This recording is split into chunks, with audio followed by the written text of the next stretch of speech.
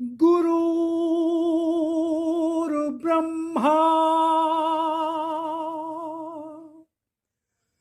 गुरुर्विष्णु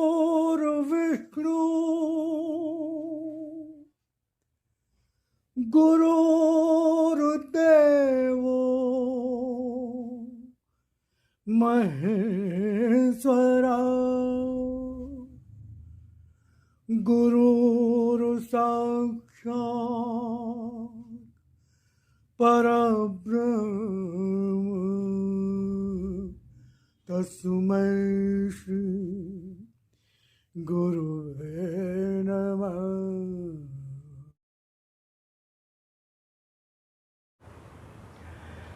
जय राम जी की नमस्कार। ओम शिवाय। कैसे हैं? उम्मीद करता हूँ ईश्वर की कृपा से आप सकुशल होंगे सपरिवार। तो आज फिर हम भगवान की वाणी वचनामृत निर्झाणी दिनांक 6 अप्रैल, इसमें भगवान ने कहा सुख दुख, लाभ हानि, सफलता असफलता, पाने न पाने के दुख से दुखी व सुखी या आवेगग्रस्त न हो जाओ, अन्यथा मुझसे दूर हो ही जाओगे। संभाव से स्थितियों को लेने वाला ही मेरी निकटता पाता है। तो हम भगवान की भक्ति करना चाहते हैं, भगवान की भक्ति करते भी हैं, लेकिन हम सोचते हैं हमें भगवान की कृपा क्यों नहीं मिल रही, हमें शांति क्यों नहीं मिल रही, हमें आनंद क्यों नहीं मिल रहा, हमारा जीवन तनाव मुक्त क्यों नहीं है, हमारे साथ इतनी समस्याएं कष्ट परेशानियां क्यों आ रही हैं, हम भगवान की कृपा का अनुभव क्यों नहीं कर पा रहे।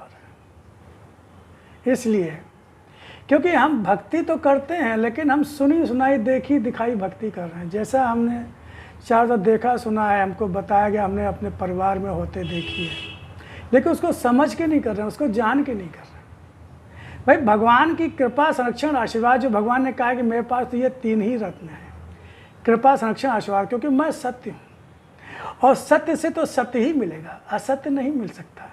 और संसार असत्य है और हम सब संसार की कामना करते हैं, असत्य की कामना करते हैं। ये इवन ये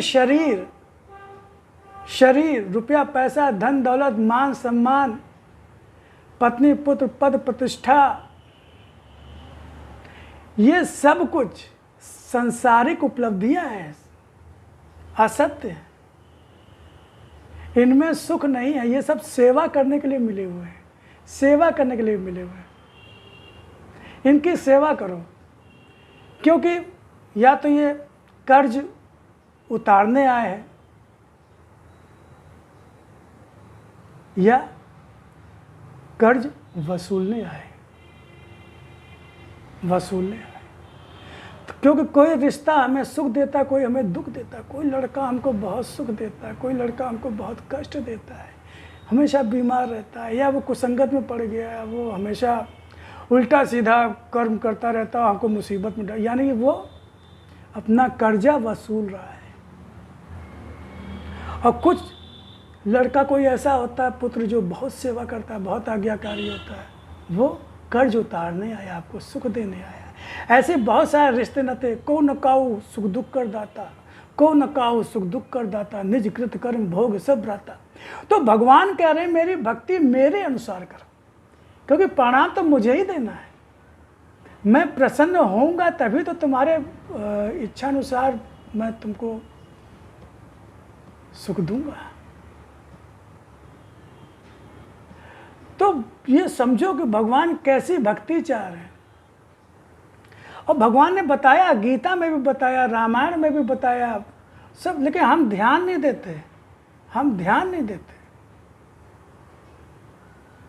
निर्मल मन जन सो मोहि पावा, मोहि कपट छल छिद्र न भावा। अब भगवान की कृपा चाहते हैं हम सब लोग अपना अपना जीवन देखें। क्या हम सरल हैं, निष्कपट हैं? हम जीवन में छल प्रपंच तो नहीं करते अपने जीवन, जाने कितनी बार छल प्रपंच करते हैं, जाने कितने लोगों को धोखा देते हैं, झूठ बोलते हैं, विश्वासघात करते हैं, चोरी करते हैं, अधिकारों का हनन करते हैं अपने स्वार्थ में। कहते हैं अरे ये तो सब चलता है, तो सभी करते हैं।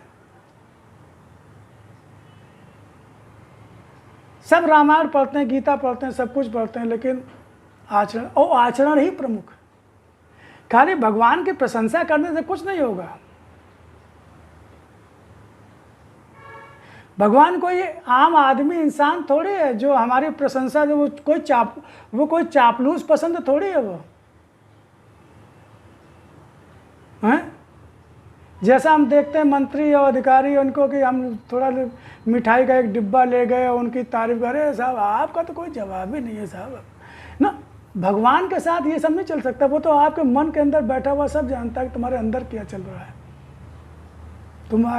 तुम्हारा वास्तविक रूप क्या है, वो उसके सामने स्पष्ट है। तुम चेहरे पे कोई भी नकाब चढ़ाए रहो तो तुम दुनिया को धोखा दे सकते हो, भगवान को धोखा नहीं दे सकते। भगवान तो सिर्फ आपके अंदर की भावनाएं देखता है, आपके कर्म देखता है, किस भावनाओं से तुम कर्म करते रहे हो। तुमने दान भी दिया है तो किस भाव से दिया है, अपने नाम के लिए दिया, अपनी प्रशंसा पाने के लिए दिया। मंदिर बनवाया तो क्या भावना थी, अपना नाम करने की भावना थी, पत्थर लगवा दिया। लोग साहब बहुत बड़े भक्त हैं, देखो कितना बड़ा मंदिर बनाया। नहीं, ये भगवान की भक्ति नहीं है। भगवान इससे प्रसन्न नहीं होते हैं। भगवान तो कहते हैं निष्काम, निष्कपट, निश्चल होकर, निष्काम होकर सिर्फ मेरी प्रसन्नता के लिए कर्म करो, बस। उससे कुछ चाहो मत। कर पाओगे ऐसा क्या? हम सब कर पाते हैं क्या ऐसा? तुरंत देखते हैं, देखो हमारा नाम आया कि नहीं, हमने 100 रुपया चंदा दिया था, देखो नाम आया कि नहीं आया, हमारी फोटो लगी कि नहीं लगी। ये सच्चे भक्त की निशानी नहीं है। भगवान ऐसे भक्त को अपने गले का हार नहीं बनाते। इसीलिए हमें आनंद नहीं मिलता जीवन में, हमारी समस्याएं, हमारे कष्ट दूर नहीं होते, हम तनाव मुक्त नहीं रह पाते। भगवान की भक्ति का हमें जो फल वास्तव में मिलना चाहिए वो नहीं मिलता है।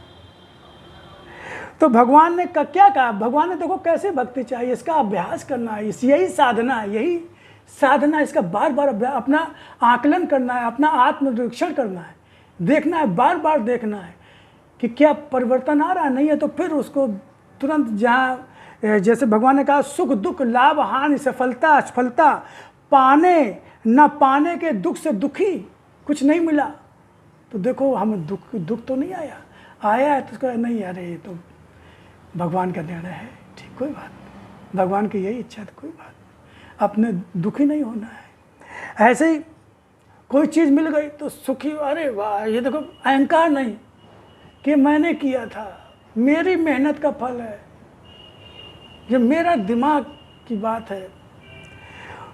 तो सुखी दुखी या आवेगग्रस्त ना हो जाओ। कोई मन की इच्छा पूरी नहीं हुई, कोई कामना पूरी नहीं हुई, किसी ने आपके मन की नहीं की तो आप उत्तेजित हो गए, आवेग से ग्रस्त हो गए। कोई वृत्ति हो उससे आवेग से ग्रस्त ना हो, यानी कंट्रोल, स्थिरता, मन में स्थिरता हो, मन स्थिर हो, मन स्थिर। अरे ये तो सब आता जाता रहता है, कोई बात नहीं, कोई बात नहीं, मन की नहीं, कोई बात नहीं, मन तो बहुत शातिर है, ये हमेशा अपनी चलाता, मन की थोड़ी हर बार हो पाएगी, कोई बात नहीं। तो सुख दुख, लाभ हानि, सफलता असफलता, पाने न पाने के दुख से दुखी व सुखी या आवेगग्रस्त न हो जाओ, अन्यथा मुझसे दूर हो ही जाओगे। क्योंकि जब तुम सुखी दुखी होते हो, सुखी हो या दुखी हो या आवेगग्रस्त हो, तो उस समय तुम जो चीज़ तुम्हें नहीं मिली है, जो स्थिति तुम्हारे अनुकूल नहीं हुई है, तुम उससे जुड़े हो, यानी वो संसार, यानी संसार से जुड़े हो। तुम उस समय भगवान से नहीं जुड़े हो, संसार से जुड़े हो, मन से जुड़े हो, आत्मा से नहीं जुड़े हो, भगवान से नहीं जुड़े हो, तो मुझसे दूर हो ही जाओगे। जब तुम सुखी दुखी आवेगग्रस्त होगे, सुखी दुखी या आवेगग्रस्त होगे, तो मुझसे दूर हो ही जाओगे। और भगवान ने कहा मुझसे दूर होने का मतलब है अपने को परेशानी में डालना, आनंद से दूर होना, तनाव युक्त होना। यानी तुम दुख को बुला रहे हो, कष्ट को बुला रहे हो जब तुम मुझसे दूर हो जाते हो। समभाव से चाहे सुख हो चाहे दुख हो, चाहे अनुकूल हो चाहे प्रतिकूल हो, चाहे हमारे मन का होना हो, समभाव से लो, समभाव। ठीक है, चलता है, ऊपर के एक्टिंग करनी पड़ती है, कुछ होता भी है भाई, घर परिवार में दुख आया है तो दुखी होंगे, स्वाभाविक है, उसमें कुछ गलत भी नहीं है। कुछ अच्छा हो गया, लड़का बहुत अच्छे नंबर से पास हो गया, उसकी शादी हुई, तो आप सुखी होंगे, वहाँ थोड़ी मुंह बना के बैठेंगे, नहीं। देखिए अंदर से मतलब समभाव रहना, अंदर।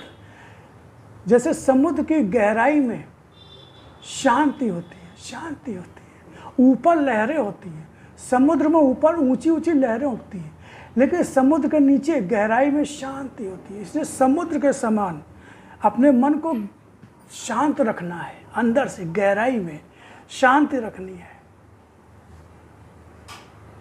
चिंतन, ज्ञान कि अरे ये तो सब संसार में हो रहा है, ठीक है, अच्छा हुआ भाई, बहुत बढ़िया, बहुत अच्छी बात, हम बहुत खुश हैं। और दुखा नहीं भाई, ये ठीक नहीं, हम दुखी हैं, आप समाज में हैं, परिवार में हैं, और दुख होता भी है। हम इंसान हैं, कोई मशीन थोड़ी, हम इंसान हैं, कोई मशीन थोड़ी है। लेकिन अंदर ज्ञान भी है। भोगी भोगे रोए के, और योगी भोगे ज्ञान से। योगी ज्ञान में जीता है, और संसारी जो भोगी होता है वो भोग में जीता है, और सुख भी भोग है और दुख भी भोग है। तो जो संसारी होता है, जो अज्ञानी होता है, वो जीवन को भोग में जीता है, यानी कि सुख दुख में जीता है। और जो योगी होता है, स्थितियाँ परिस्थितियाँ सब ऐसी होती हैं, ऊपर से रिएक्शन भी लगभग वैसे ही होते हैं, लेकिन अंदर से वो ज्ञान में रहता है, तो वो खुशी से पागल नहीं होता, दुख से पागल नहीं होता, वो ज्ञान में रहता है, एक रस रहता है। तो संभाव से स्थितियों को लेने वाला ही मेरी निकटता पाता है, मेरी निकटता पाता है। भगवान की जो निकटता पा जाए, जो भगवान का साथ पा जाए, जो भगवान का सानिध्य पा, अरे भाई एक बार हम कहीं एमएलए साहब के बगल में बैठने को मिल जाता है तो हम छाती चौड़ी करके फोटो खिंचा करते, देखो एमएलए साहब के बगल में बैठे थे हम। अरे भगवान जब अगर अपने बगल में बैठा लेगा, आप भगवान की निकटता पा जाओगे, जो संपूर्ण सृष्टि का मालिक। क्या इससे बड़ा भाग्य कोई और हो सकता है क्या? चाहे फिर एलन मस्क हो या मुकेश अंबानी हो, भगवान। तो इसका हम चिंतन मनन करेंगे, ध्यान करेंगे और इसी की साधना करेंगे, और फिर हम आपसे, फिर आपके दर्शन होंगे, फिर आपसे भगवत चर्चा करेंगे। तब तक के लिए हम विदा लेते हैं। ओम शिवाय। जय श्री राम, जय श्री